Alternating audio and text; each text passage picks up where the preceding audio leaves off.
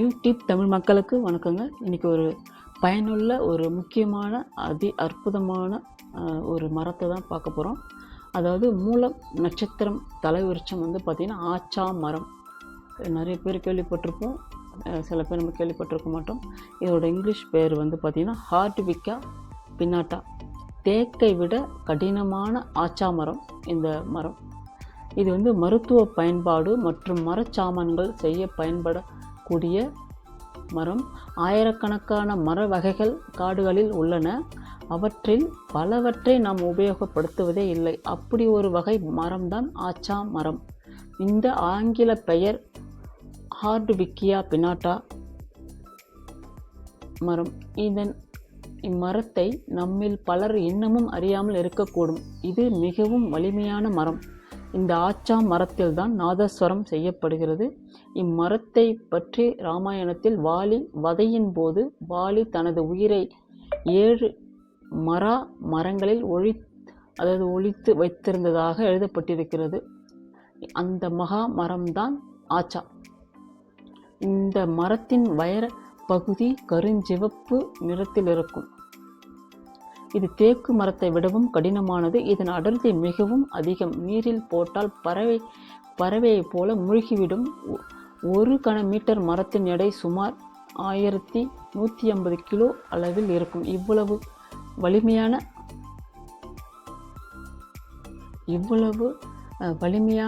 வலிமையாக இருப்பதால் தச்சர்கள் இம்மரத்தை உளி கொண்டு செதுக்குவது கடினம். இப்படி கடினமாக இருப்பதால் இதை யாரும் பயன்பாட்டுக்கு சிபாரிசு செய்வதில்லை. இந்த மரத்தை வேலைக்கு ஆகாது என்று ஒதுக்கி விடுகிறார்கள். எங்கள் நிலத்தில் என்ன போட்டாலும் வரமாட்டேங்குது, மழையில்லா தண்ணியில்லா நிலம் பாறையாக இருக்குது, மண் செம்பு புறையாக இருக்குது என வருத்தப்படும் விவசாயிகளுக்கு இயற்கை அளித்துள்ள அருள் கொடைதான் ஆச்சா மரம். செம்மண், கரிசல் மண் என அனைத்து வகையான மண்ணிலும் வளரும் அற்புதமான மரம் இது. மேலும் இம்மரத்தின் இலைகள் கால்நடைகளுக்கு நல்ல தீவனமாக இருப்பதால் விவசாயிகளுக்கு இந்த மரம் கால்நடைகளுக்கு தீவனமாக இருப்பதால் விவசாயிகளுக்கு உதவக்கூடிய மரமாகவும் இருக்கிறது. ஆனால் இது குறித்து விழிப்பு உணர்வு நம்மிடையே இல்லை என்பதுதான் வருத்தமாக விஷயம். கிராமங்களில் உள்ள புறம்போக்கு நிலங்கள், மேய்ச்சல் நிலங்கள் ஆகியவற்றில் ஆச்சா, சவுண்டல், சூப்பாப்புல், அகத்தி போன்ற மரங்கள் நெருக்கமாக நடவு செய்து இவற்றின் இலைகளை கால்நடைகளுக்கு தீவனமாக கொடுத்து பயனடையலாம். இதனால் கால்நடைகளுக்கு சரிவிகித உணவு கிடைப்பதுடன் தீவனத்துக்கான செலவும் குறையும். புன்செய் நிலங்கள், கற்கள், பாறைகள் நிறைந்த நிலங்களில் வெல்வேல், குடைவேல் மரங்கள் நன்கு வளரும். இதனுடன் ஆச்சா மரங்களையும் நடவு செய்து வளர்க்கலாம். வெல்வேல், குடைவேல் மரங்களில் நெற்றுகள் மற்றும் ஆச்சா மரத்தின் இலைகளை உண்ணும் கால்நடைகளின் வளர்ச்சி நன்றாக இருப்பதுடன் பாலின் அளவும் தரவும் அதிகரிக்கும். பால் பண்ணை வைத்திருப்பவர்கள் தங்கள் நிலத்தின் போற காலங்களில் ஆச்சா மரங்களை வளர்க்கலாம். இது அற்புதமாக வளரும் மரம். வறண்ட சூழ்நிலையிலும் சிறப்பாக வளரும் தன்மையுடையது. இதன் இலை வளர்ச்சியை விட மரத்தின் வளர்ச்சி அபாரமாக இருக்கும். குஜராத் மாநிலத்தில் நடைபெற்ற ஓர் ஆய்வில் வறட்சியை தாங்கி வளரும் மரங்களில் கருவேல், வாகை, வேம்பு, புங்கன் போன்றவற்றோடு ஆச்சா மரத்தையும் நடவு செய்து ஆய்வு செய்தார்கள். சோதனை அடிப்படையில் இம்மரங்களை 10 ஆண்டுகள் வரை வளர்த்து பார்த்ததில் மற்ற வகை மரங்களை விட ஆச்சா மரத்தின் வளர்ச்சி அதிக அளவில் இருந்தது தெரிய வந்திருக்கிறது. இதன் மூலம் வறட்சியை தாங்கி வளரும் மரங்களில் சிறந்த மரம் ஆச்சா என்று முடிவு செய்யப்பட்டுள்ளது. இதன் மரப்பட்டையிலிருந்து உரிக்கப்படும் நாரை பதப்படுத்தாமலேயே பயன்படுத்த முடியும். இம்மரக்கட்டைகளை பயன்படுத்தி காகிதம் தயாரிக்க முடியும். இம்மரத்தை நேரடி விதைப்பு, நாற்று நடவு ஆகிய முறைகளில் வளர்க்கலாம். என்றாலும் நேரடி விதைப்பு தான் சிறந்தது. இது நெற்றுகளை நீண்ட நாள்கள் வைத்திருந்து நடவு செய்யக்கூடாது. உடனடியாக விதை நேர்த்தி செய்து விதைத்து விட வேண்டும். வரவிருப்பது மழைக்காலங்கள் என்பதால் அதிக அளவில் ஆச்சா மரங்களை நடவு செய்தால் எதிர்காலத்தில் நல்ல பயன் கிடைக்கும்.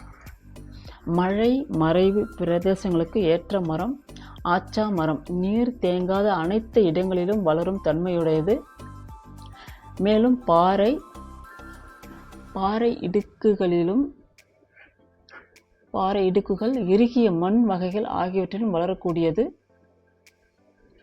வனத்துறை சார்பாக நடவு செய்யப்பட்ட ஆச்சா மரங்கள் தற்போது நன்றாக வளர்ந்து நிற்கின்றன.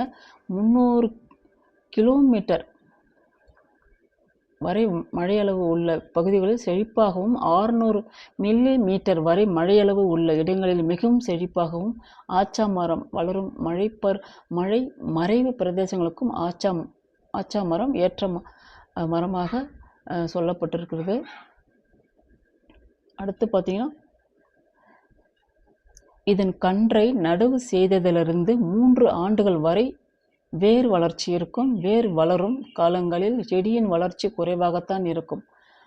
4ஆம் ஆண்டிலிருந்து மரத்தின் வளர்ச்சி அபாரமாக இருக்கும். வறட்சி காலங்களில் இதன் இலைகள் உதிர்ந்தாலும் தண்டின் வளர்ச்சி சிறப்பாக இருக்கும்.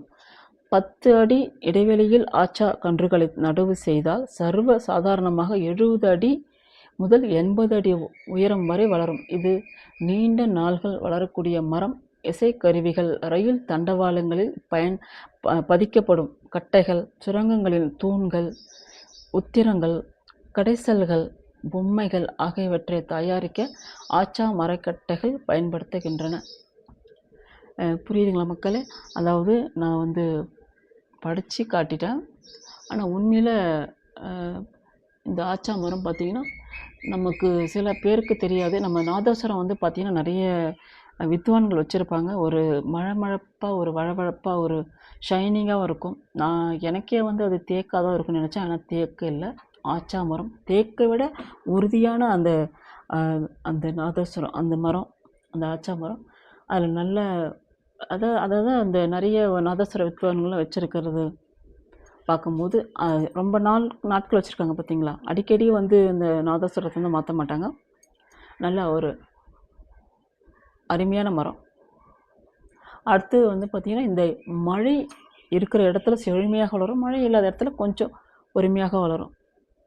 ஆக மொத்தத்தில் பார்த்திங்கன்னா மக்களுக்கு நல்ல ஒரு பயன்பாடு, விலங்குகளுக்கும் சரி நல்ல ஒரு பயன்பாடு.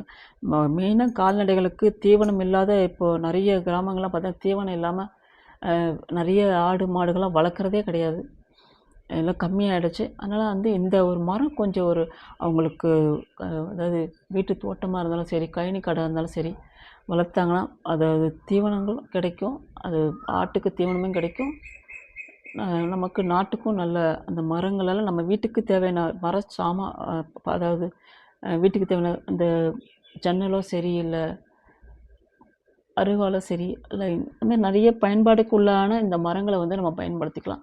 இந்த நாற்று எங்கே கிடைக்கிது என்று நான் அடுத்த ஒரு வீடியோவில் போடுறேன். ஏன்னா இது கிடச்சிச்சின்னா மக்கள் அதாவது நடலாம். அடுத்தது கழனி காடில் நட்டு நீங்கள் பயன்பெறலாம்.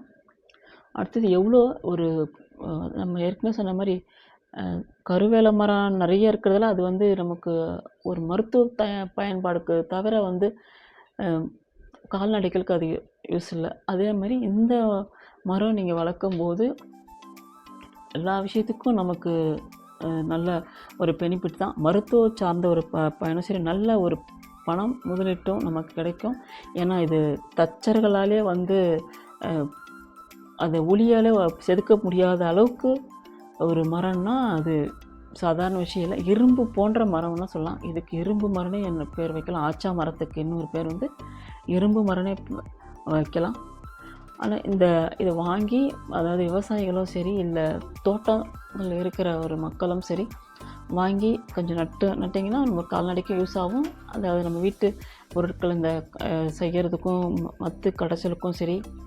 அடுத்து நமக்கு இந்த பூரிக்கட்டை, அதாவது மரச்சா பாத்திரங்கள், அது கரண்டி.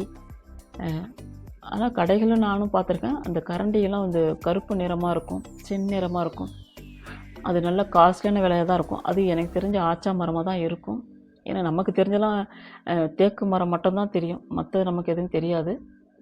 அதனால் இப்போ இந்த ஆச்சா மரம் எவ்வளோ பயன்கள் உள்ளது என்றது எனக்கே இப்போ சமீப காலமாக தான் தெரியும்.